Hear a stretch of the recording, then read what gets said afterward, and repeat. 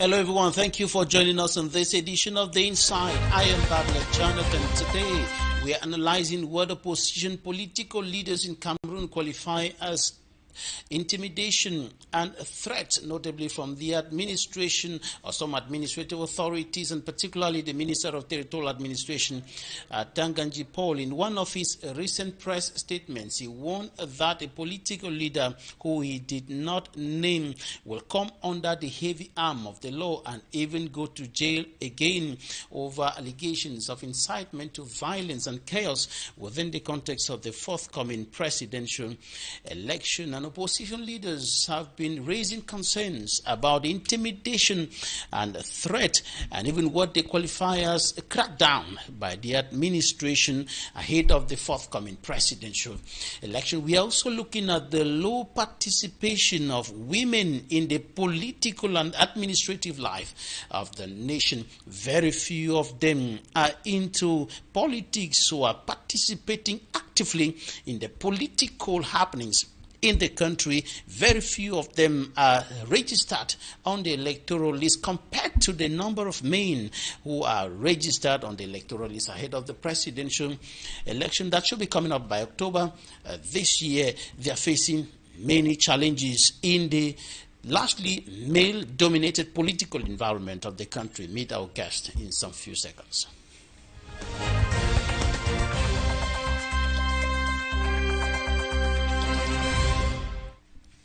Our first guest today is Jokem Quinivet. She's a political figure, human rights activist, gender advocate, feminist, writer, public relations officer, translator, and interpreter, founder of Queen's Vision, National Secretary for Justice, Peace, and Human Rights of the Popular Action Party, the PAP. Welcome to the program. Thank you very much, Mr. Jonathan. I'm happy to be on your panel today. It's a pleasure and it's been long awaited.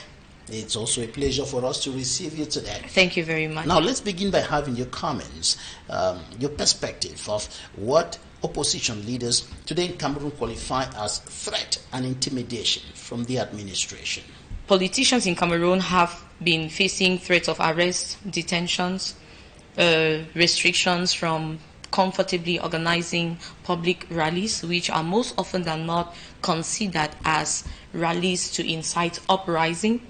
Politicians constantly face difficulties when it comes to raising funds to run political activities, which should be a normal activity in Cameroon, notably those of the opposition. Do you understand the reasons often advanced by the administrative authorities who always talk about public order, trying to ensure that things go on well without some kind of chaos, without violence, and they're often highlighting this. And in the last press statement of the Minister of Territorial Administration, he said a political leader who he did not name, but which we understand that he was talking about, Professor Maurice Kamto of the Cameroon Renaissance Movement, is carrying out what he considers as incitement to violence and chaos within the context of the presidential election. Do you understand these reasons often advanced by the administration to justify their actions against political leaders of the opposition, banning meetings, preventing them from carrying out some activities and so on? Okay, I will answer this question from the perspective of a communication expert, right? And a communicant when it comes to political questions in Cameroon. I would say that the administrators in Cameroon do have a point when they say they are trying to censor and to ensure that there is order in the country. It is very correct for them to advance these reasons. So the problem is not the reason why they do what they do. The problem is the mannerism in which they do the things they do.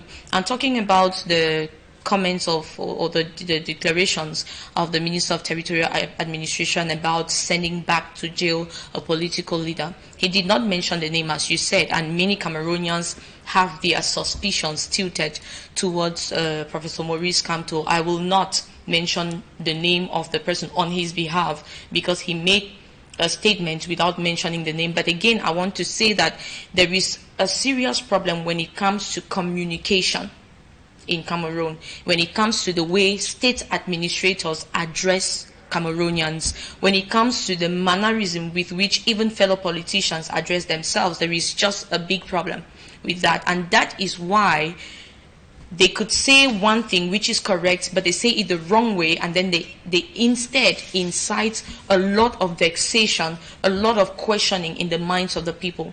It is normal to call people to order if you think that they are doing things that are not constitutional or do not conform with the rules and regulations of the state. But it is very abnormal as an administrator, as a leader in a country. You know, for you to be a leader, you must have certain qualities.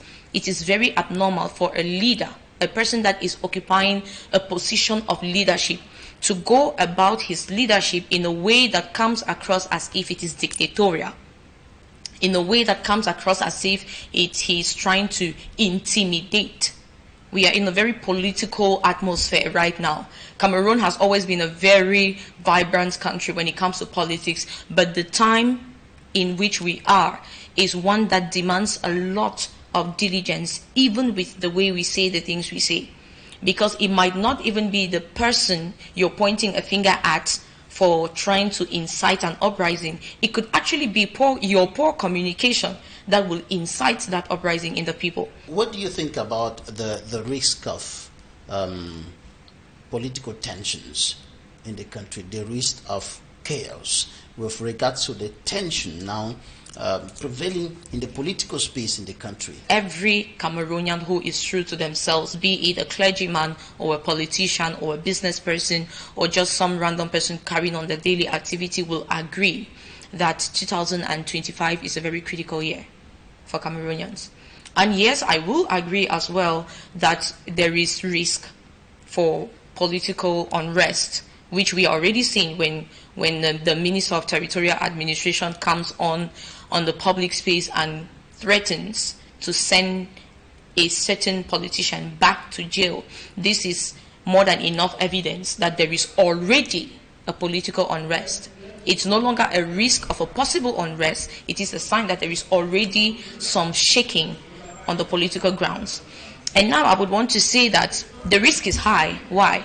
Because those who are already in position of authority are not ready to admit to the fact that the common man that they have been ruling for over 40 years has come to the consciousness that it's time for a change. The people who are in position of authority and power are not willing to admit that even opposition is willing to play politics the other way this time around. This is no longer a time where people are going to be complacent. If some Cameroonians think that, okay, things will just go on the way they used to be, and then they will come back and sit on TV and say, oh, we believe as usual the votes were rigged and all those allegations, there will not be possibilities for that again, because the political terrain this time around is being shaped differently, and that is what is causing the commotion. That is what is causing the uncertainty and the fear for an uprising. Because yes, Cameroonians are beginning to understand politics the way it is supposed to be understood. Opposition is beginning to understand that they need to come together and unify themselves. The ruling party is beginning to understand that the layman has come to the consciousness that it is time for a change. Do you believe in that change that everybody seems to be talking about? Do you believe in that change in this political environment, in this political context in which the CPDM seems to be doing everything possible to keep their hands on power, to keep the president of the republic, even though he has not yet declared that he's going to be a candidate, but we can see that almost everything is being done, and they are saying it that we want our champion to remain in power, to stand again for re-election. Okay. You want to know if I believe in the change? Yeah. I will tell you that I believe in the change, and I will even go as far as giving you reasons why I believe in the change. I believe in this change because I am one of the few female politicians in Cameroon who has always talked about a change. who has always encouraged people to act, to not just talk about change, but act towards change. And this mentality has pushed me to do a lot of the things that I have done right up until now. Secondly, talking about the fact that the CPDM is doing everything to keep the actual candidate, to maintain the candidate they have, who is the president, as the candidate for 2025.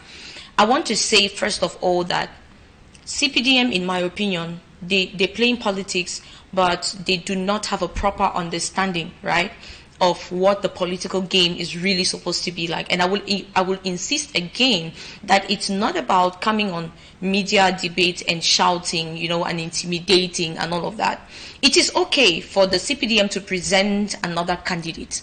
Let me tell you something. The reason why Cameroonians insist for a change is not because the actual president is from the CPDM party.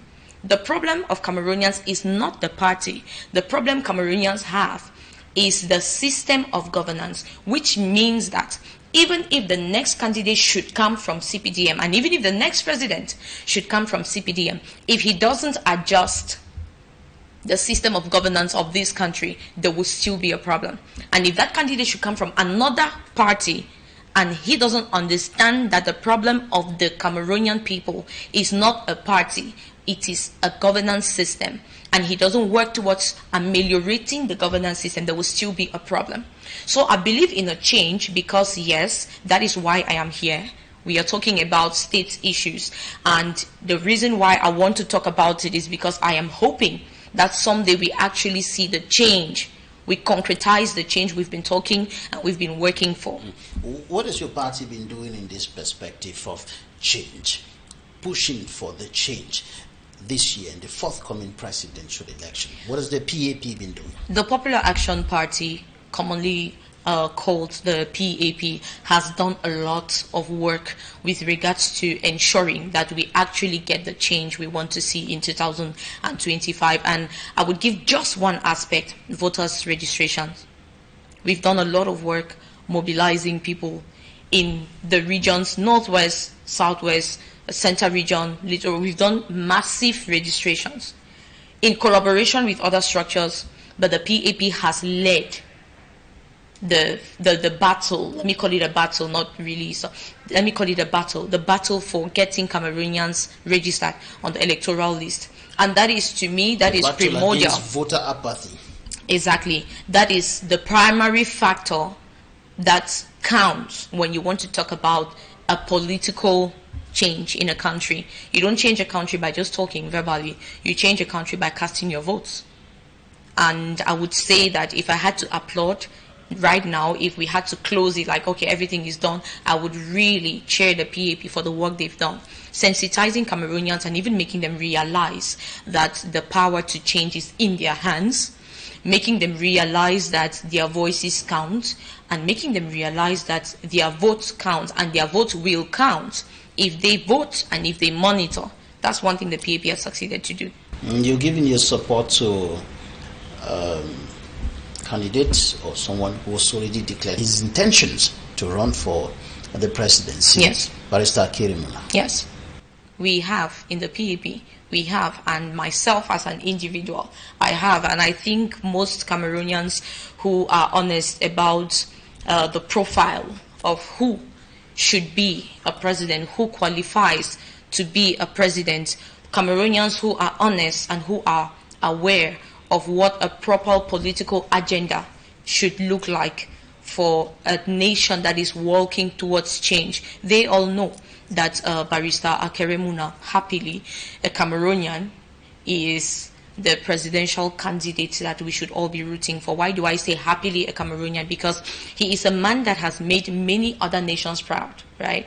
And he, in his anti-corruption fight, yes, in his fight for good governance. Exactly. I'm happy you're enumerating the anti-corruption fight, which has been a major cry in Cameroon. Corruption, year in, year out. People talk about corruption, good governance. People complain about bad governance in Cameroon. And today we are looking at a man who has made his records in and out of home when it comes to the fight for good governance. We're talking about a man that different heads of states look up to for counsel on how to manage their countries. That is the person that we are having the privilege to have as a candidate for 2025 elections. One of the reasons why I'm even very calm in my spirit when I talk about the success and the possibility for us to actually experience the change we are looking for. Listening to you now, one can easily conclude that Barrister Kerimuna is the square peg in the square hole. Exactly. He's the man of the hour. He is the horse of the race. He's the man of the hour. He's the square peg in the square hole. He's the right man for the tea. Whatever way we can present him, I would say he is just the perfect solution for the huge problems that we have. Let's go to the newsstands now, and we are taking a look at what the newspapers reported this weekend. When we come back, we'll be talking about the low participation of women in politics, and of course what can be done to step up the involvement of women in the political and leadership life of the nation. Stay with us.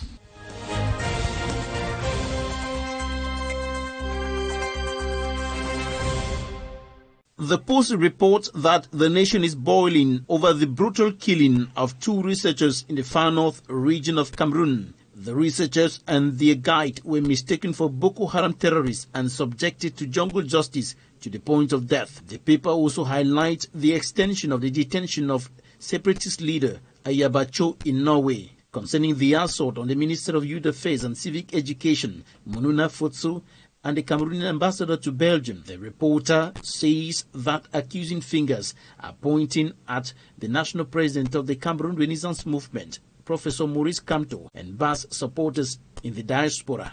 Cameroon Tribune reports the necessity to change strategy in the fight against terrorism in the Lake Chad Basin. On the front page of the Guardian Post, member of Cameroon's lower house of parliament, Honorable Jean-Michel Nincho, promises fire to fire over Minister of Territorial Administration Atanganji Paul's threat against opposition leaders.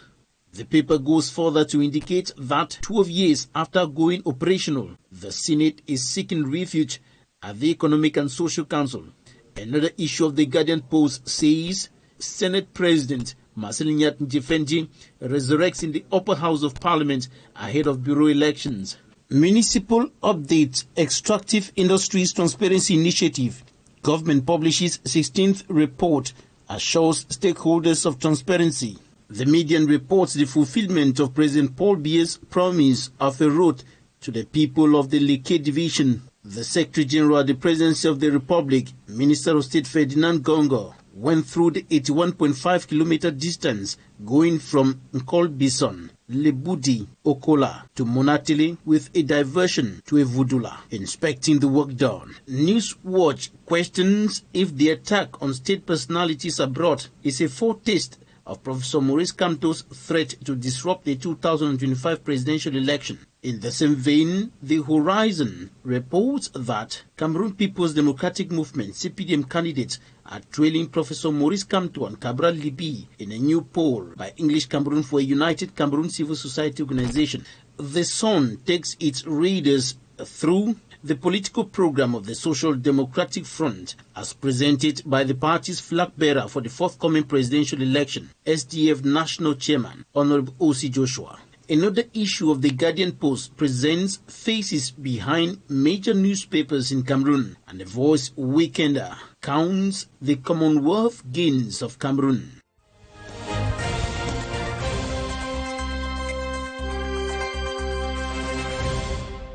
Thanks, ladies and gentlemen, for staying with us. We are still with our guest, Joachim Kunivet, the Secretary, National Secretary for Justice and Peace, the National Secretary for Justice, Peace and Human Rights of the Popular Action Party. Now, before we go further to talk about the low participation of women in the political and governance mechanism of the country, I want to know, how did you get into politics? Okay, this is an interesting question that I get lots of times. People like, Queen, how did you find yourself in this male-dominated space? How did you find yourself in politics and all of that? And my easy answer is, when you are a person that is hungry to find solutions to problems, you find yourself in complicated spaces, complicated quote unquote. You find yourself in complicated spaces because most of the times the answers to those problems that you are facing are hidden in the thorns, right? You need to dig, you need to fight, you need to struggle, you need to put in effort. So I found myself in the political space sometime in 2018 when I took interest in civil society. That is when I launched Queen's Vision. I got first into the civil society space, and I see all the work that civil society actors are doing. A lot of work empowering women, a lot of work training here and there, all this work they are doing. And then I started looking at the challenges that civil society space is facing. And I came to the realization that all these challenges exist because the policies do not permit for the work to be done easier. And policies are decided by politicians. If I want to ameliorate the condition, the educational situation in Cameroon, those laws, bills, they are voted in parliament. And you will only be a politician to get there and to say, okay, in the educational sector, this is what the curriculum should look like. This is how the school should be structured. This and this and this and this. You only have to go through politics. If you do not play politics, politics is going to play you. So you better be on the safe side and start playing politics. So, talking about gender, I am interested and very, very passionate about ensuring that people's rights are respected regardless of if they are male or female.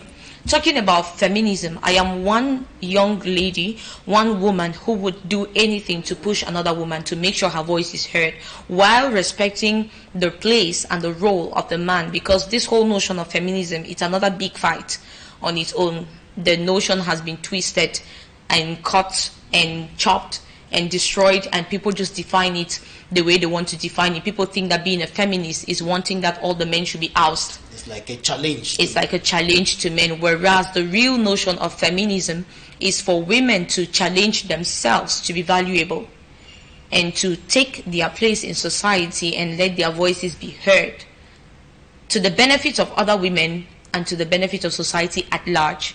That is real feminism. It's not about assassinating all the men and eradicating them from planet Earth. In a political atmosphere like Cameroon's, you would agree with me that it takes some bile, some guts, to be able to sit on Equinoxe and say the Minister of Territorial Administration said what he said, but the problem is the approach he used. So what is giving Jokem Kunivet that daring strength, that boldness, that courage to face, I want to say the wolves in quote, in the political space in Cameroon, and looking up to crack through, why not, to the highest point of leadership? What gives me the courage, the boldness, the audacity, the effrontery? I'm even giving you some words that other people have used, which I don't deny, is my burning passion for Cameroon. I love my country. I love my country, and I would serve Cameroon in the most respectful way possible, as well as I can.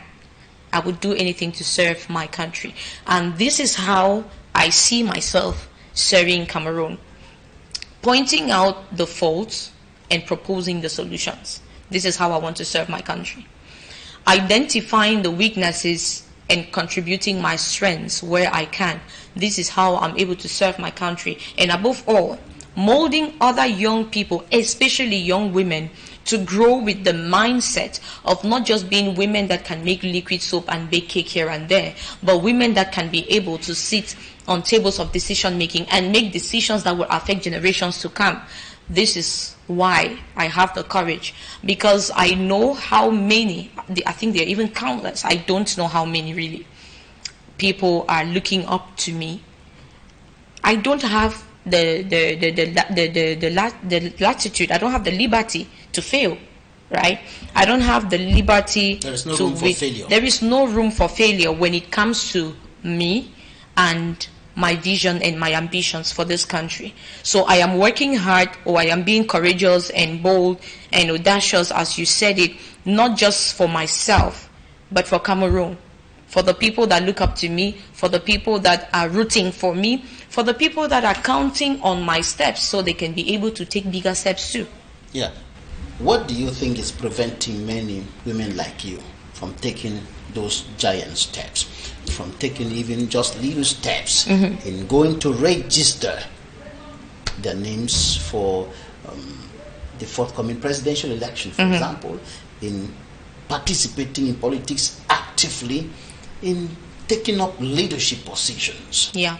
So when it comes to taking up leadership positions, especially in the political arena for women, it is a challenge because of many reasons. One, we are in a very male-dominated country. I'm not just talking about the political atmosphere here. I'm talking about Cameroon as a whole. There are still some domains that are considered the feminine space. This is a woman's thing. If you look at most civil society leaders, they're women, because of the way the notion of civil society has been absorbed in Cameroon. It looks like, okay, that is where the women are supposed to be. And then the political arena is considered the wolves, quote unquote, as you earlier on said, the wolf space. And so the women look like the hyenas and the wolves go ahead, right? Hyenas will just stay behind and wait for the prey and all of that. So women need to understand that these challenges had come because of the theory, because of the doctrines, because of the teachings we had received. Women should not talk when men are talking. When you have a conference with men, when it's time for coffee, they send the women to go make sure the water is hot and the tea is ready and all of that.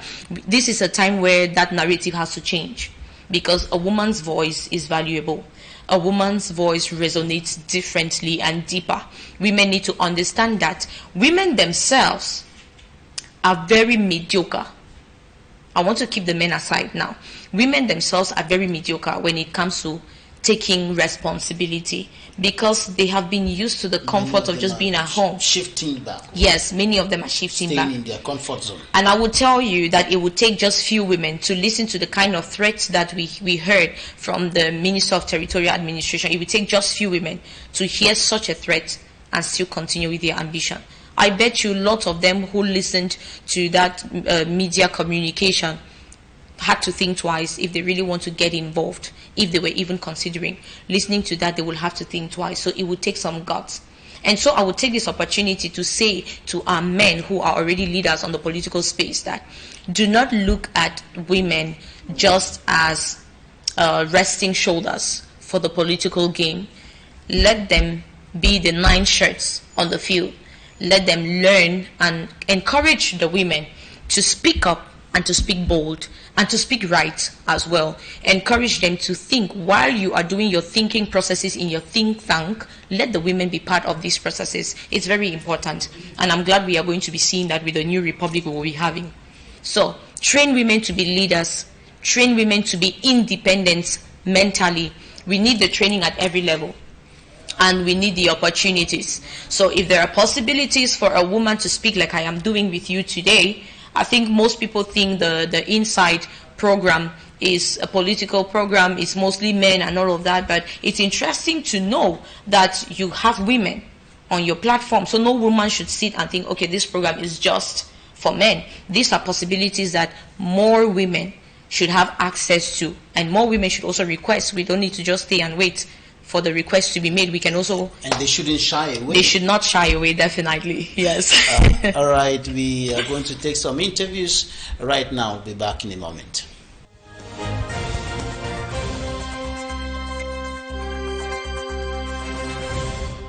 Despite the differences that seem to appear or occur amongst us, there are a lot of similarities. The things that we share together are stronger and more than those which something divide us.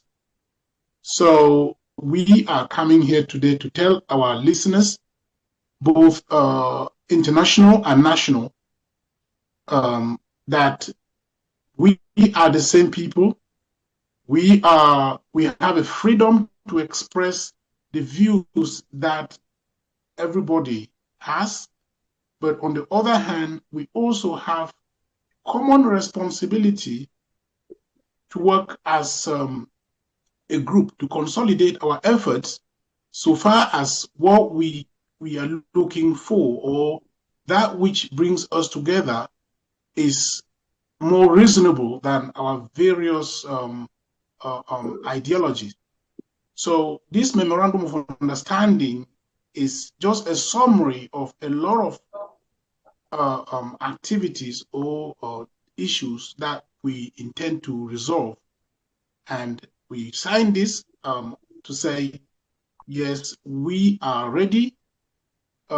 We acknowledge the fact that there is a problem that has been tearing us apart, and we must put our thoughts together if we want to at all achieve anything symbolic, both for our people, our nation. Federalists stand for non-violence. We have, for 8 years today, I would say, worked very hard to address the fact that whatever we are trying to achieve is impossible to achieve via a violence route. So Federalists stand for non-violence. Our brothers of the independentist faction also agree that after 8 years, war has not helped. So you can see where some of the agreements are coming in. We stand for non-violence, which is now accepted by our brothers and sisters of the independent faction. I'm here, Ferdinand, representing the Civil Society Caucus on behalf of Reverend Cham Godwill, the former CBC Cameroon Baptist Convention Executive President, who is the chair of the Civil Society Caucus. I think as far as the MOU is concerned, one very important thing to note is that all the caucuses are very, very, very independent from each other in terms of their vision, their mandates, and what they feel as their callings. And as such, there must be things that unify us. And one key thing that unifies us is the very fact that we have a set of people who can be named, who can be pointed at, who can be recognized historically, politically, culturally, in a state of suffering, with dignities so robbed that everyone can actually attest to the fact. And this, according to the spirit of the caucuses, is a very solemn recognition. Another thing that really strikes as far as this MOU is concerned, specific from the Civil Society Caucus, is that the Civil Society Caucus is really there because we recognize the importance of conflict resolution. We advocate for, recognize the importance, and even the strategies that are brought together to achieve that conflict resolution are important to us. And so we join the caucuses because we think this ideology of ideologies is very important. Because if you look at it critically, you realize that the conflict that morphed very fast into 2017 into armed conflict is really stirred by a serious clash of ideologies, a serious clash of opinions. So you cannot solve the conflict without looking across ideological lines. And so we're participating very strongly in this because if you do not attend to the ideologies related to what people's aspirations are, what people's challenges are, what people's needs are, you cannot respond effectively, and hence restore the dignity that so much is needed at this point to be restored. So the civil society caucus really is focusing on the importance of um, restoring the dignity of our communities, making sure that there is impartiality as far as the views and voices of people in our communities are concerned, and that there is really a resolution of this conflict to give an opportunity for community development.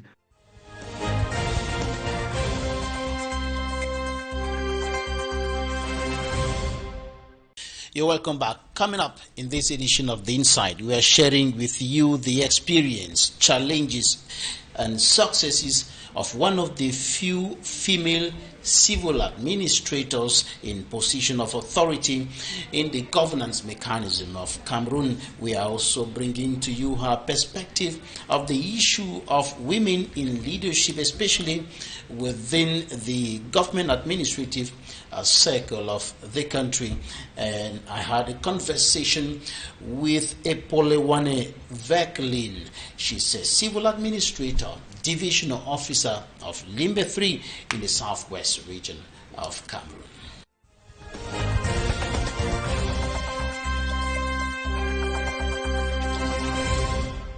Epolewane Verkelin, civil administrator, divisional officer of Limbe 3 in the southwest region of Cameroon. Thank you for accepting to talk to The Insight. Thank you, Jonathan.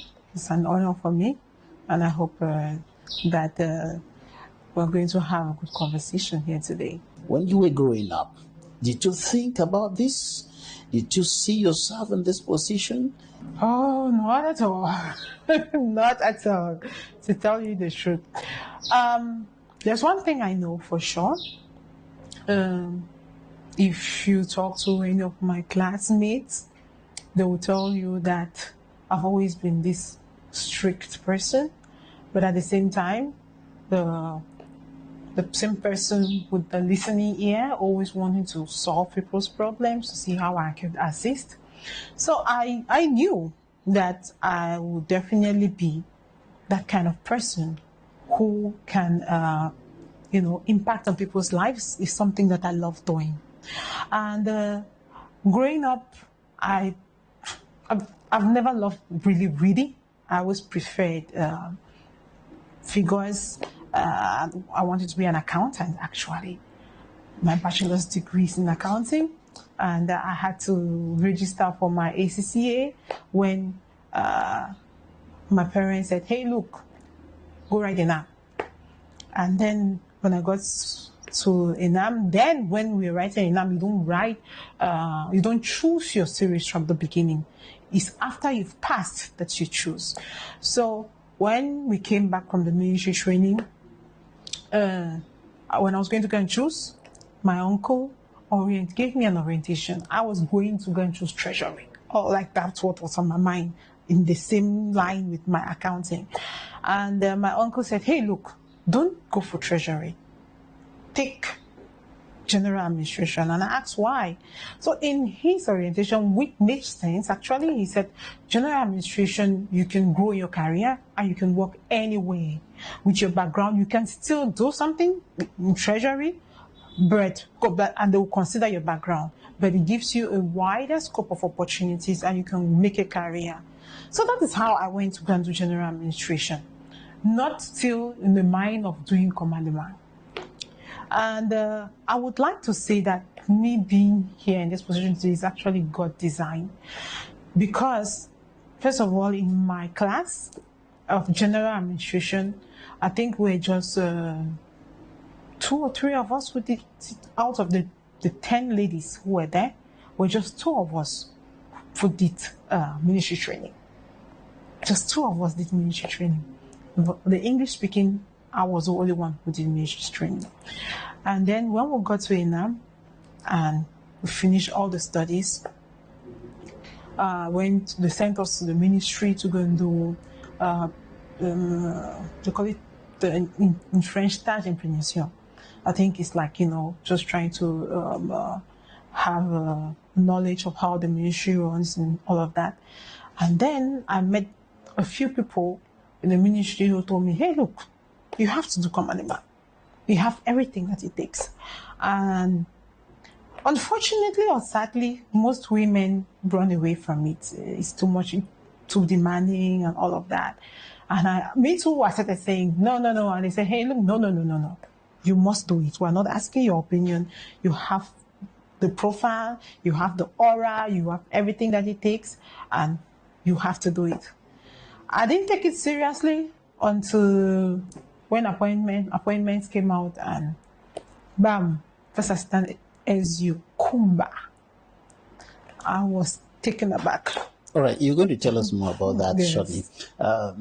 You must have heard a lot of young people in particular, and old people as well, saying that parents shouldn't choose a career pattern for their children. Parents shouldn't tell their children to do this or that. They should allow them to choose by themselves, to do what they want to do. But you wanted to do, you were more interested in accounting, but you followed the advice of your father, and you continued by following the advice of your uncle, and you're where you are today. What would you say about this idea of parents not necessarily imposing what their children, on their children, what they should do, what career pattern they should follow, but kind of orientating them, giving them direction, advising them on which direction to take or not? Well, you see, Jonathan, that word orientation, I love that word. People forget, or they don't. I think that people don't understand the power of orientation. Orientation is very, very fundamental, because growing up as a youth, we have all these wild ideas, and I would say most of them are at times are just on the clouds, fantasies. But our parents, they've seen it all, you know. That's why we have the adage that what a wise man sees, what an old man sees, while seated, you even while standing, or on a tall tree, you will not see. Tell us a little bit about the competitive entrance into ENAM. If you ask many Cameroonians today, they will tell you, no, we can't. If there is nobody to pay 2 million or to pay 5 million, if I don't have a minister, I don't know, maybe your father was a minister, I don't know. We can't get there. There is no possibility for us. In fact, many Cameroonians think there is no merit. It's a myth, because I went to ENAM. I will tell you that my father did not pay anything, because my father didn't even have that kind of money. My father is an anesthetist, a retired anesthetist, Cycle B. I don't know where he will have all those millions that they're talking about to go and pay for me to get into ENAM. And while in ENAM, I met classmates that you could see that they were from very humble backgrounds. There was this boy, I can remember, he used to sell fruits in a Fundi market. And he used to tell us stories, and he took us there and went and met these women, these buy and sell and women that he used to work with. And he wrote ENAM 7 times. 7 times. We have stories like that. It's persistence, you know. We have classes, preparatory classes in ENAM that people attend, because it is rigorous. It's really rigorous. Like, when you cannot imagine that the launch and a concours that requires just like 500 people in all, and we have like 10,000, 20,000 people who register to write. So you can imagine how competitive it's highly competitive. It's highly. However, highest. There is still room for merit. There's still room for merit. Okay. Now, during your stay in ENAM, you said you went for military training. As a woman, was it easy for you? Military training was tough. And it was not tough only for me, it was tough for everybody. Because in the military training, to tell you the truth, Nobody, they don't distinguish between male and female. Yeah? Everybody does the same thing. If we are doing pumps, everybody if we are doing 100 pumps, everybody does 100 pumps. If we are walking 20 kilometers, everybody walks 20 kilometers. Yes. You did all of that? Oh, yeah. Yeah. Were you rubbed in the mud? We saw some images. Of course. Oh, wrapped in the mud, you don't sleep. No sleep for over 2 weeks at all. No sleep. You're either singing, or you're in class, or you're working. Yeah, it's rigorous, but it's very important. Yeah, it's very important for every Cameroonian to do that, and I think that is something that the government should be thinking of bringing back. What gave you the moral strength to be able to push through all of that? You know, when you talk to many, especially young women today, they will say, oh no, I can't do this, I can't do that, I can't stoop that low to be rubbed in the mud for one administrative position or whatever. I can't sell tomatoes, I can't do this, and so on. What gave you the moral strength to be able to handle all of that? My mom is a teacher, and a very strict one at that. So we grew up being only women again, for that matter. We grew up with a mentality that we have to push ourselves beyond our limits. So I already grew up like that. And when I was going, this is what my parents told me. Wherever you're going to, you're not the only one who will be there. All of you will be there. Many of you will be doing the same thing. So look, everybody's problem is nobody's problem. So it's whatever you're going through, just tell yourself that it's something that is going to form you and make you, give you all the tools to use in the future. So to my young girls out there, all the women out there, nothing good comes easy. You cannot be comfortable. You need to get out of your comfort zone. You need to push beyond your limits. You need to work extremely hard, like hard twice the man, to be able to make it, which is what I have been doing so far. What was your first appointment and how did it come about? How did you receive it? My first appointment was First Assistant SDO, Senior Development Officer of Kumba, Meme Division. That was about how long? That's 2014. After you left school? I left school in 2012, December 2012. That's when I finished school. Got integrated in 2013. And then we were posted to our various ministries November 2013. I was sent to the governor's office in the Northwest region, just as a complement effective. I was there for about 2 months, and then in January of 2014, I was appointed First Assistant SGO for Kumba, Meme Division. Yes. Can you tell us that nobody lobbied for you? Because this is where there's another issue. Yeah.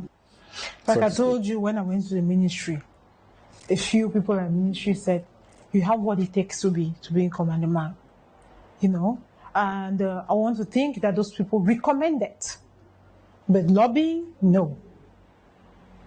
The recommendation is, of course, normal. Yes. Yeah. So I want to think that they recommended, of course, but lobbying, no. Nobody lobbied anything for me. So when the since I wasn't even expecting, and when the news came, I almost collapsed. I was taken aback. And I started asking myself many questions. My God, will I be able to handle this? I started second guessing myself, And as usual, my wonderful parents, God bless them, they were very encouraging. They were scared too, but they were very, very encouraging. Why were they scared? And why were you doubting your capacity to handle that position? You're scared about what? It's true that I was assistant, but I was asking myself, but why would they send me like to such a big place for my first post? And again, I was the only woman, female, English speaking at that time. So I was like a guinea pig, let me put it that way. When you are a guinea pig, just that alone is enough to stress you. You know that it's like you have this beam light on you. You have no right to any error. How did you move from that position through the ladder to where you are today? Okay, so when I got to Kumba, I met this wonderful boss. My first boss ever made, so rest in peace, school father, who received his daughter. He taught me like 80% of what I know today. He did a great job in grooming me into the administrator that I am today. 2016, the SU was sent to San Malima at October when the crisis just started.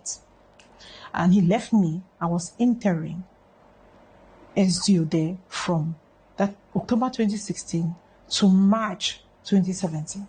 And he left me when I was in my last semester pregnancy, with the crisis that just begun. Yeah, it was really tough, the crisis and all of that. But the governor then was very helpful. From time to time, he would send the Secretary General to come and, supervise and assist in one or two things, but we were the ones on the ground and facing everything. And then in March of 2017, a new SU was appointed of 2017. Then November of 2017, I was sent to Ndian, and from then, November till April, so I was there just for 5 months, and I was sent now as DO, Divisional Officer at Kumba 3. That's in April of 2018. And I was there for 1 year and some months with the crisis, in the heart of the crisis. It was tough, still there, but God was faithful, and we did our job diligently, and that is why I want to think that the hierarchy decided to then send me to Limbe 3 as divisional officer in November of 2019. Since then, I've been here. Another issue in Cameroon is that we just believe that to move up the ladder, you have to do this or that.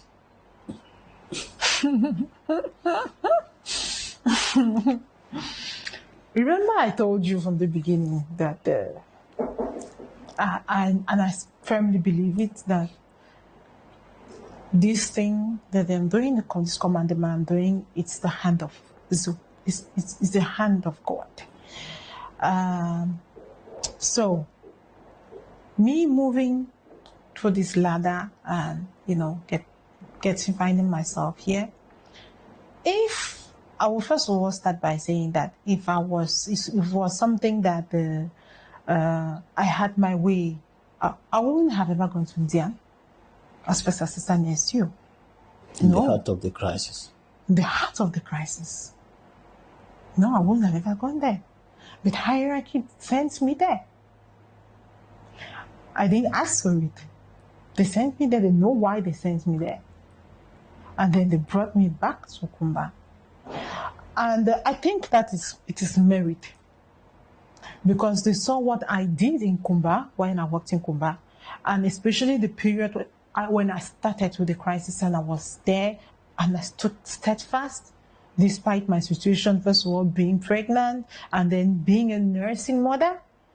I didn't even have the luxury of getting a maternity leave. I was there. I worked till the day that I had my baby, and then I just had 1 week.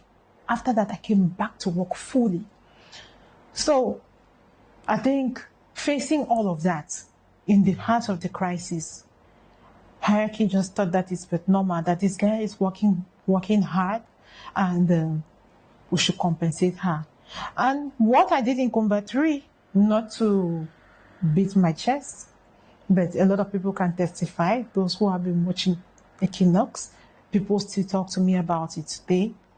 What I did in Combat 3 can testify that I was working very hard, trying to put the population in confidence and to bring things back to normalcy in every way that I can, working with the forces of law and order to track down those who are distorting our peace, and all of that put together. If I am here today, it's by merit and not by anybody's pushing me. No, it's by merit, and it has been a learning process so far, and I am still learning. Tell us some of the challenges that you face as an administrator, a civil administrator, especially those ones that are linked to the fact that you're a woman. My main challenge I've been facing, which I'm still facing up to now, is imposing myself, my authority, as a young girl. So, my name in quotes, from the day I started working, that's small girl. Yes, that is the name. Can you imagine that small girl scolded me? Can you imagine that small girl? She dared to do this, the nerve of her, So that is the main challenge. Somebody will walk in your office. He's this important man, and then he comes and he meets you, and he meets this small girl, as they say, and he just thinks that he can walk over you and just impose, just tell you anything, and then I always have to remind him. I say, have a seat, sir. I'll be polite with you. So I'll be polite with you, but I have to call you back to order. So the challenge is like I have been growing strength to strength, knowing how to call people back to order, imposing myself, but doing it still in a respectful way, without sounding overzealous. And then striking the balance too between being a mother and doing this job is another challenge. Right, I was going to ask you how you're striking that balance, managing administration and the home. This is challenging. First thing is time rationing. Rationing your time, setting your priorities right. Secondly, you have to have a good support system, be it your partner, your family. You have to have if you don't have a good support system, you will crash. And thirdly, you have to know how to multitask and draw the line between those three women. The three women, for those who are married, the wife, the mother, the career woman. Those are three completely different roles. And those three roles don't interject. You have to know how to make, like when you're in the body of the wife, you are the wife. When you are in the body of the mother, you are the mother. And when you are in the body of the career woman, you are that. So let me come back to your time rationing. You have, like I said, setting your priorities right. There are certain things that you just have to kick out of your life and tell yourself that I don't have time for, too much distraction, because you don't even have that time actually. And you have to set your priorities right because of that. So you ration your time that, okay, hey, look, when I do my job, I'm in my job, and I make time for the kids, make time for my husband and stuff like that. And then the support system, you have to have a supportive partner who understands, because with our job, you don't have any rest time that, like, okay, this is time that you cannot be called off. That is why we have residencies, because we receive people at the residence anytime. So you are always on the job. Even for weekends, you don't have rights to weekend if you want to travel out of town. But during the weekend, you have to ask for permission. You can even be sleeping at night and exactly. 2 a.m. there is an incident, you need to jump And you're out called. of your... Yes, and you're called. Yes. So if you don't have a supportive partner, you would think you're going out to somewhere else. You know, I had that at the beginning. When they will call us like that, oh, there's a fire incident, my husband will follow me. Probably maybe he was thinking that I was just making it up. Or maybe he just wanted to be behind his wife, to support his wife. Oh, well, I thought so too. I follow, and when the first 3 times, after some time, you know, he stopped coming. A good support system, be it your partner or your family. Your family has to be very supportive. Sometimes you will not be available. There's nobody to take care of the kids. You have to take them maybe to your mom to assist you. That, hey, I can keep my kids there. Or I can call my dad sometimes to please pick up my daughter from school because I'm out of town or in a meeting with my driver. My driver cannot go pick up, you know, all of that. If you don't have that good support system, it makes it even more difficult. Let us have your take, your perspective of the low representation of women in positions of leadership, positions of authority, in the governance mechanism of the country, and even in politics in general. We all know that this whole women in leadership positions is not something that has been around for a very long time in Cameroon. So it's something that we are still embracing slowly, both the men and the women. It's a government policy already. The government has really adopted it as a policy. Proof is that in the parliament, we already have 30% of women in the parliament as of the last elections. And elections are coming up again. I want to think that the quota is going to increase. Maybe this year to 40%, and then maybe in the next mandate, we can go up to 50%. But it's something that is a gradual process. The government has already put that machinery in place. Even the commandment right now, we have about 16 female deals out of 360, but it's still something. It's something that is still growing, with 1 senior divisional officer female. But first of all, I think most important of all, the government is doing its own part, but the women themselves generally are not very interested. As I told you in my class, all the women were not interested in doing commandment. All of them, they prefer to go to other ministries, you know, public contracts, finance, you know, where they would have the time to take care of their homes because the job is very demanding, you know. So women always prefer to take up those jobs that would give them a little bit of time to juggle with, take care of, be the mother and be that wife and all of that, which is understandable.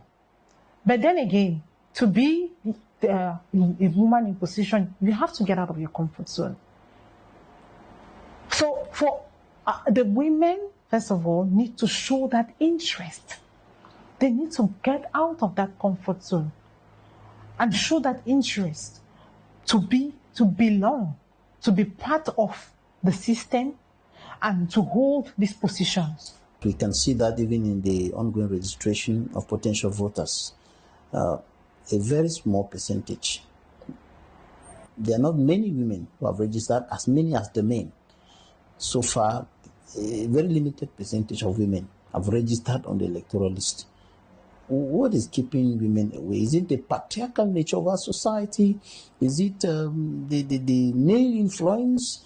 Or women don't just want to be on the fore? I think it's both, Jonathan. I think, first of all, it's the patriarchal nature of our society. So women have been groomed to know that it's the man that has to be on top. It's the man who has to, you know, make all the important decisions, and she just has to stay back there and wait to execute and just take care of the home. They've been groomed like that, you know. So when somebody has already been groomed like that, it is difficult to change their mentality. I think so those two things are intertwined. That's the patriarchal nature of our society, and the fact that the women prefer to just stay out of it, like, oh, that's not our thing. You men go do your thing. Those things are intertwined. It's because of the way the society has made it look like.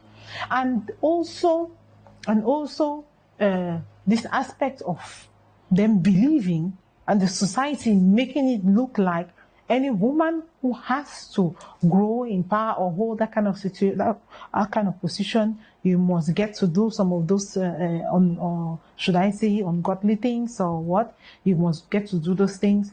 So when they realize, or the society makes them believe that's the way it is, hey, they'll say no. They prefer to just stay there. I have my husband, I have my family. Let me just stay with my little thing that I've achieved, and not go out there to go and be testing waters to face the wolves. Yes, to face the wolves. You know. So the two put together, and they are intertwined. You are certainly looking up to become maybe the second senior division officer, the second or the first governor. Let me not go to the head of state. Let me just leave the head of state. But you can become the next female president of Cameroon. Why not? Or the first female president of Cameroon. What are your ambitions? My ambitions definitely grow in the chain of command as you possibly governor, like you said, and then after that serve my nation in any way that I can. Okay. All right, let's leave it there. Okay, so what more can be done? You said that government has already made it a policy to bring up women as many as possible in positions of leadership in the different arms of the state, the judiciary, the legislature, the executive, and so on. What more should be done? What more can be done to enhance this process, to fast track it somehow? Appoint more women. Appoint more women in their leadership positions, because these women, us, we are the ones who are going to be the voice of those young girls who think that it's not possible to hold this leadership position without necessarily doing something that you don't want to do. Because when we see them, when they see us, we inspire them. So when they see more of us out there, we do the necessary sensitization and tell them, like, I have this conversation there now today. A lot of them are going to listen. And imagine 500 of us talking to them and telling them that, hey, look, come out there and face these wolves. They will not do you anything. It is not like you think. The impact will definitely be greater. The impact will definitely be greater. So I want to first of all thank Equinoxe for picking me out.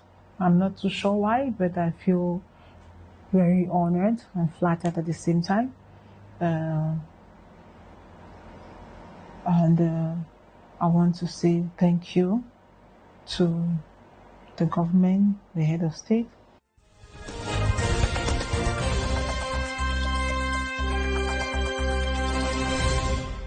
Thank you for staying with us. We are wrapping up this edition of the program. Jokem Quinivet, political figure, human rights activist, gender advocate, feminist, writer, interpreter, translator, public relations officer. Wow. All of this. Mr. Jonathan, I have the impression that you did you're a journalist, it's normal. I have the impression that you did some digging on my life. All the things I have done, all the things I am doing. I'm happy to know that the work I do, it doesn't go unnoticed. I'm really happy to know that you were able to do all that digging and bring all of that. And you know, I'm highlighting this for a purpose because many of us young people, not only women, think that once you get a degree, once you get a training in one field and you're earning some money that can take you from your home to your work, that can put food on your table, that can buy medication, that can give you water, can give you a shelter, that's okay. It's true, many people do think that way, and it accounts for why some people get frustrated when what they thought should be their path is not bringing forth what they are expecting. They get frustrated. I would say to every woman, first of all, and to every young person out there, that all the things you've listed is a part of all the things I am doing. There's still lots of other things that I do. I'm a businesswoman, and I'm actually currently working as National Secretary, or as a Secretary General rather, for the Regional Bureau of the International Human Rights Commission Relief Fund Trust, which is in Dakar. So this is just to say that there are lots of things you can do. We have a lot of potential. We have a lot of things to render to our nation, right? First of all. And learn all you can while you can, because you just would not know when it's going to serve you. Have you ever thought of becoming the first female president of Cameroon? No, I would say, unfortunately, no. I've never thought of being the first female president of Cameroon. I mean, it's something that even if I am offered, I would think a lot about it. Why? Because I am looking at a bigger picture where I could be an advisor to whoever will be president of this country, right? People want to be president, which is perfect, but that is not what I am looking at. I would rather say that if you're telling me about being an ambassador of Cameroon to one country here and there, where I can brand Cameroon, that is what I'll be interested in. If you're talking to me about being an advisor, being at a place where I want to assist in the thinking process and not just the person that executes, that is where I could be more useful. Thank you, ladies and gentlemen, for staying with us. That's it for today's edition of the program. You can follow us on our social media handles on Facebook and YouTube. You can also follow the rebroadcast of the program on Friday at 5 p.m. God bless Cameroon.